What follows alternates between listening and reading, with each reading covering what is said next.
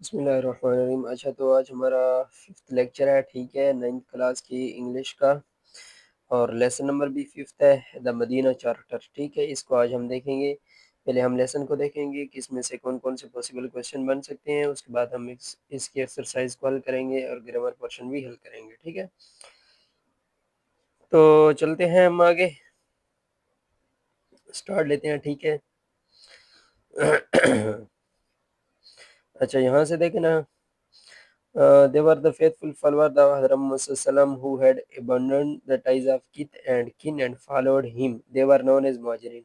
ठीक है, जिन लोगों ने अपने रिश्ते नाते छोड़कर हजूर सल्लल्लाहु की पैरवी की और आप सल्लल्लाहु के साथ हिजरत की, उनको क्या कहते हैं? मुहाजिरीन बोलते हैं। ठीक है, या उनका दूसरा नाम रिफ्यूजीज भी है। The new converts of Medina who had helped the रसूल सल्लल्लाहु। अच्छा, जिन लोगों ने आगे हजूर सल्लल्लाहु की मदद की, ठीक है, मदीना वालों की बात हो रही है। ठीक है, जिन्होंने नया नया इस्लाम कबूल किया था, through thick and thin were known as अंसार, उनको अंसार या हेल्पर बोलते हैं। ठीक है,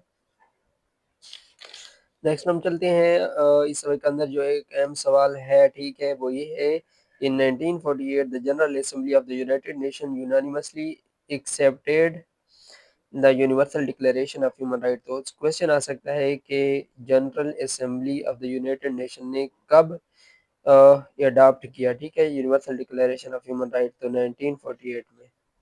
ठीक है, नेक्स्ट यहाँ पे भी ये मेंशन है, ठीक है, द चार्टर वाज अप्रूव्ड। अच्छा, ये चार्टर जो है ये कब अप्रूव्ड हुआ था? ठीक है, 10 दिसंबर 1948 को। ठीक है, एंड मेड पब्लिक। ये जनरल असेंबली की बात हो रही है यूनाइटेड नेशन की। ठीक है, बाकी इसमें खुद कुछ देख लीजिएगा, इतने अहम पॉइंट नहीं है। अब हम चलते हैं ग्लॉसरी की तरफ। ठीक है, कि इसमें क्या क्या वर्ड्स दिए हुए हैं, और जो बहुत ज़्यादा अहम वर्ड्स हैं उनको मैंने सर्कल भी किया हुआ है। ठीक है, जिनका पेपर में आने के बहुत ज़्यादा चांसेस हैं। तो बॉलिश कहते हैं ख़त्म करना। ठीक है, टू ऑफिशियली एंड, एबंडेंट छोड़ना। ठीक है, टू लिव समबॉडी, चार्टर, ओहदेनुमा। ठीक है, जो वो अ, एक मुआहदा लिखा गया था। ठीक है, इसका दूसरा नाम मुआहदा भी हो सकता है। ठीक है, अच्छा, कम्युनिटी, मुआशरा, कन्वर्ट्स, नौ मुस्लिम, जो नए मुसलमान हुए थे, हारमनी, हम आहंगी, इनहेबिटेड, आबाद, किथ एंड किन, ये बहुत ही अहम वर्ड है। ठीक है, इसको याद रखिएगा, इसके चांसेस हैं कि ये पेपर में आ जाए, इसका सिनोनिम से एंटोनिम पूछा जाए। फ्रेंड एंड रिलेटिव्स, लाइबिलिटी, जिम्मेदारी, माइग्रेटेड, हिजरत की, थिक एंड थिन, ठीक है, मुश्किल वक्त में, उसको मानी था अजीज़ो अकारब, किथ एंड किन का, और थिक एंड थिन, बहुत ही मुश्किल वक्त में। ठीक है, और लास्ट में है सिग्नेटरी, सिग्नेटरी कहते हैं दस्तखत कुनिंदा। अच्छा, नेक्स्ट हम चलते हैं। तो यहाँ पर हम एक्सरसाइज कॉल करेंगे, the faithful follower of Muhammad who had abandoned the ties of kith and kin and followed him.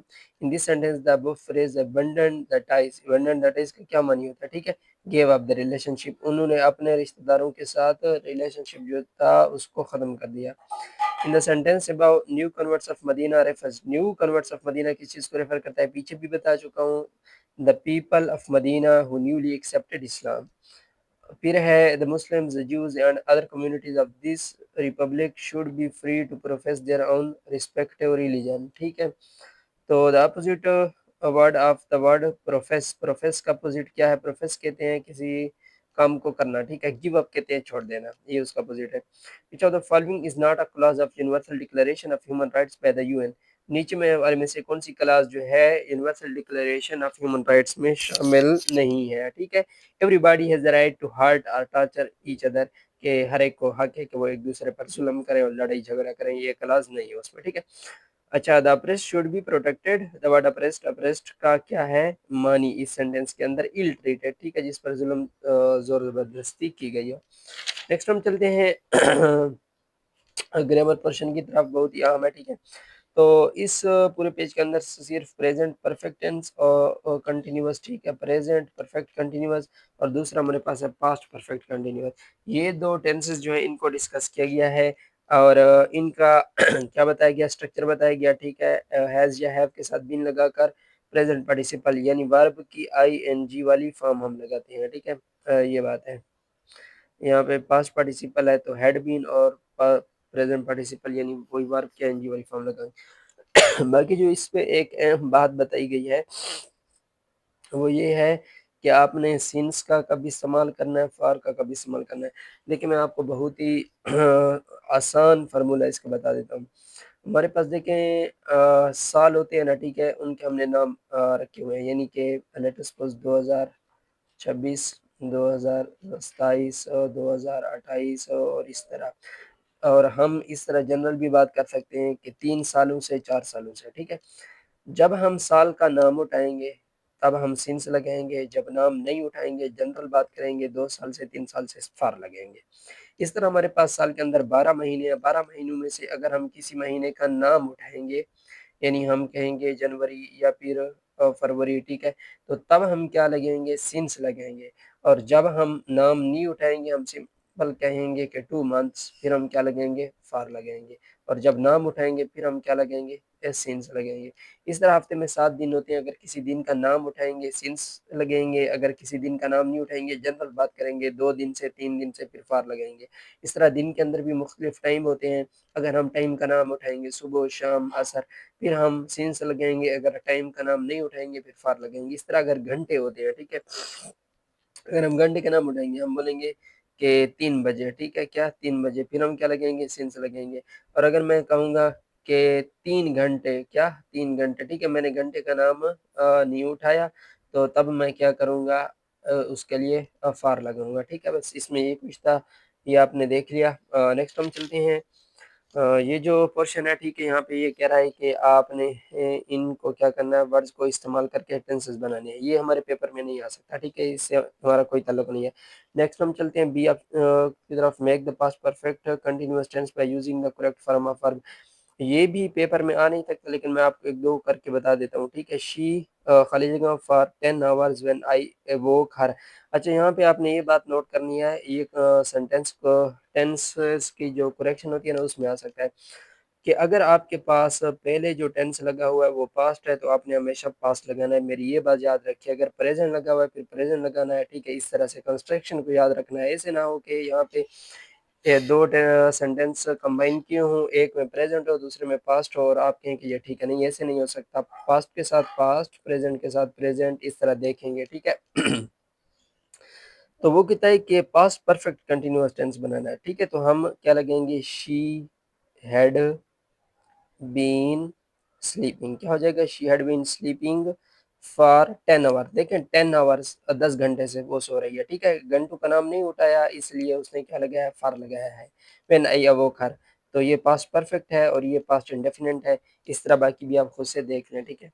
Next हमारे पास जो आ रहा है ना पेज, उस पे रिवीजन है, इसमें ये सारे आ रहा है, ठीक है। पीछे जितने भी हम 5 लेसन हल कर चुके हैं, ये उनका सारा निचोड़ आया हुआ है, ठीक है।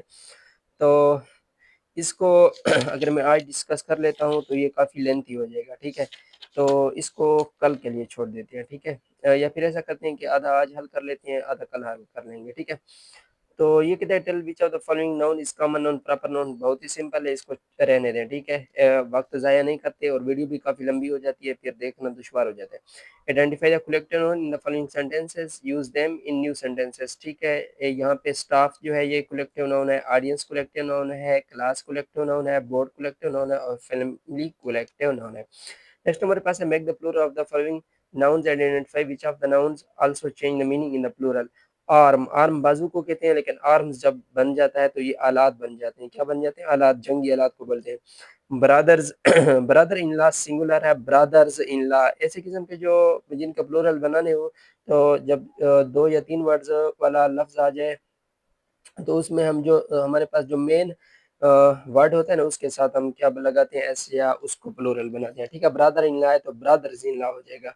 कोर्ट रूम है तो इसके अंदर रूम मेन है तो कोर्ट रूम्स, ठीक है। शू लेस है तो शू लेसेस हो जाएगा, ठीक है। कमांडर इन चीफ है तो कमांडर्स इन चीफ हो जाएगा, ठीक है।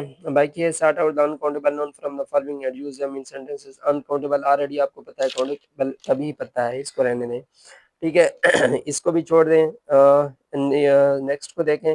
Change the following sentences from singular to plural and plural to singular.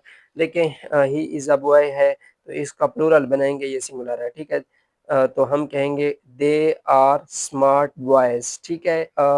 यहाँ पे जो बात है ना नोट करने की, वो ये है कि आपका अगर सब्जेक्ट क्या है, यानी कि सब्जेक्ट और उसके साथ वर्ब का एग्रीमेंट होना चाहिए। अगर ये सिंगुलर है तो वर्ब भी सिंगुलर लगाओ, अगर सब्जेक्ट प्लूरल है तो वर्ब भी क्या लगाओ, प्लूरल लगाओ, ठीक है।